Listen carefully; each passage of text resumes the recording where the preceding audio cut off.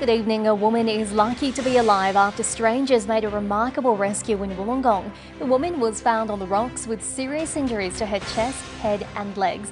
3 passersby managed to keep the woman's head above rising waters after she fell from a cliff face. She was flown from the scene to St George Hospital, where she's now in a critical but stable condition. 4 schools in the Wollongong Shire are set to receive a major upgrade to their safety standards. Polo Vale Public School, Barrel High, St Thomas Aquinas Catholic Parish Primary and Bendigo Public will all benefit from $850,000 in funding. They'll put the money towards developing wombat-raised pedestrian crossings. It's part of the $40 million school zone infrastructure sub-program. And Ballarat Council is seeking feedback on their proposed $1 million All Abilities upgrade at Albert Bannon Memorial Park. Mostly sunny tomorrow.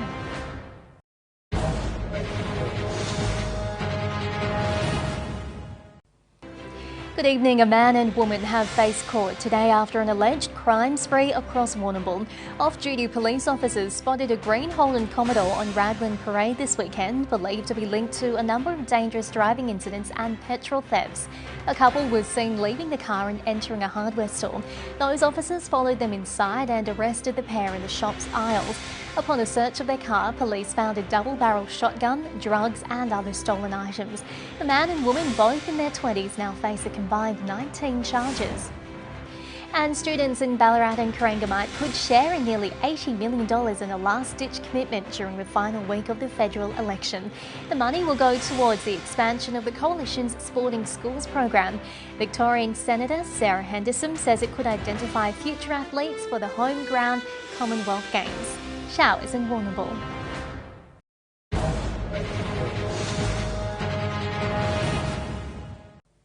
Good evening. A 64-year-old Seymour woman has died after a car crash this morning. Police believe a Mazda sedan was heading east along the Goulburn Valley Highway at around 8:30. The car left the road and hit a tree. She was taken to hospital with life-threatening injuries but couldn't be saved. The $10 million Bendigo tramway development is a step closer, with the project now out to tender. Once finished, there'll be a larger and better stocked workshops for the repairing heritage equipment. It'll mean the region can increase the number of trams being restored and create more jobs to keep up with the new pace. The Mayor says it will bring local expertise to a project benefiting the whole community. And students across Bendigo could share in nearly $80 million in a last-ditch commitment during the final week of the federal election. It'll go towards the expansion of the Coalition's Sporting Schools program. Possible showers in Castlemaine and Kerang.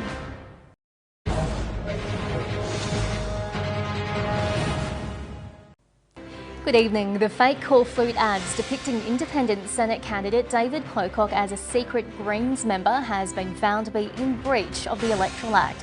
The Electoral Commission says attack ad campaigns like this is likely to mislead or deceive a voter. The signage is from lobby group Advance Australia. It's agreed to no longer display the signage without first providing notice to the AEC 48 hours beforehand. David Pocock is not endorsed by the Australian Greens and has called for the group's prosecution. Some 4-legged workers have been employed by the Australian National Botanic Gardens to bring weeds under control. The goats are grazing beside the Black Mountain walking track and at the rear of ANU. And the AIS Mass Vaccination Hub will close its doors at the end of the month after administering nearly 286,000 vaccines. Sunny across the region tomorrow.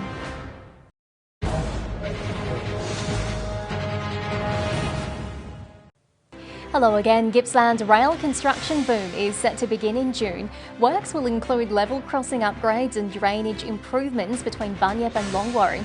The V-line between Pakenham and Traralgon will be out of action between July 27 and August 8. Meanwhile, the highly anticipated Princess Highway East upgrade will finally be completed. The final stage of development will see the instalment of a new rail bridge at Kilmeny. Police have released the CCTV pictures of a botched robbery in Tyres. Officers say last month the offender attempted to rob Astron service station by placing his hand inside his hoodie, pretending to hold a gun. He failed to retrieve any money and was last seen travelling towards Tyres Walhalla Road. If you have any information, you're urged to contact Crime Stoppers. And sheep graziers in West and Central Gippsland have been warned that there is another bout of brisk weather about to hit the region.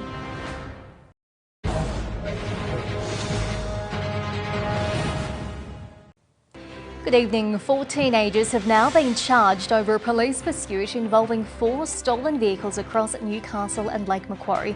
They were arrested on Friday, stopped only by road spikes or by crashing into other drivers. Aged between 14 and 18, all 4 boys now face more than 30 charges. They've been refused bail.